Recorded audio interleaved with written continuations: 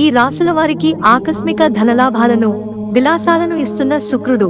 వేద జ్యోతిష్య శాస్త్రంలో శుక్రగ్రహానికి ఒక ప్రముఖమైన స్థానం ఉంది.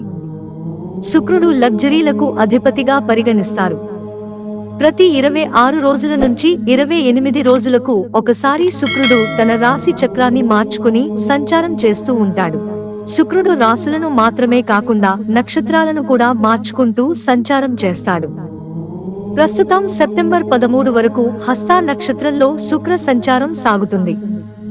హస్తా నక్షత్రంలో శుక్రుడు హస్తా నక్షత్రానికి చంద్రుడు అధిపతి. హస్తా నక్షత్రంలో శుక్ర సంచారం 12 రాశుల వారి జాతకాల పైన ప్రభావాన్ని చూపిస్తుంది. కొన్ని రాశుల వారి పైన అనుకూలమైన ప్రభావాలు చూపిస్తే కొన్ని రాశులు ప్రతికూలంగా ప్రభావితం అవుతాయి. ప్రస్తుతం మనం హస్తా నక్షత్రంలో శుక్ర సంచారం వల్ల మరో 2 రోజుల పాటు అదృష్టం వరిస్తున్న రాశులను గురించి తెలుసుకుందాం. కన్యా రాశి హస్తా నక్షత్రంలో శుక్ర సంచారం కారణంగా కన్యరాశి వారికి లబ్ధి జరుగుతుంది. కన్యరాశిలో లగ్న గృహంలో శుక్రుడు ఉండటం వల్ల కన్యరాశి జాతకులు ఎక్కువ ప్రయోజనాలను పొందుతారు. ఈ సమయంలో ఏ రంగంలో పనిచేసిన ఉన్నత విజయాలను సాధిస్తారు. దీర్ఘకాలంగా పెండింగ్ లో ఉన్న పనులు పూర్తవుతాయి.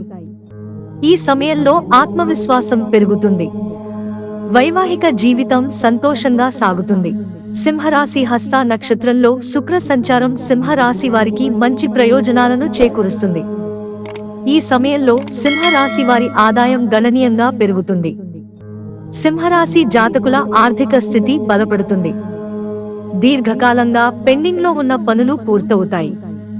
కెరీర్లోనూ ఉన్నత శిఖరాలను చేరుకుంటారు. వ్యాపారాలు చేసేవారు పెట్టిన పెట్టుబడులకు మంచి రాబడి వచ్చే అవకాశం ఉంది. ఆకస్మిక ఆర్థిక లాభాలను పొందుతారు. కుటుంబంతో సంతోషంగా గడుపుతారు. మకర రాశి హస్తా నక్షత్రంలో శుక్ర సంచారం మకర రాశి వారికి చాలా సానుకూలమైన ఫలితాలను ఇస్తుంది. మకర రాశి జాతకులు పెండింగ్ లో ఉన్న పనులు పూర్తి చేసుకుంటారు.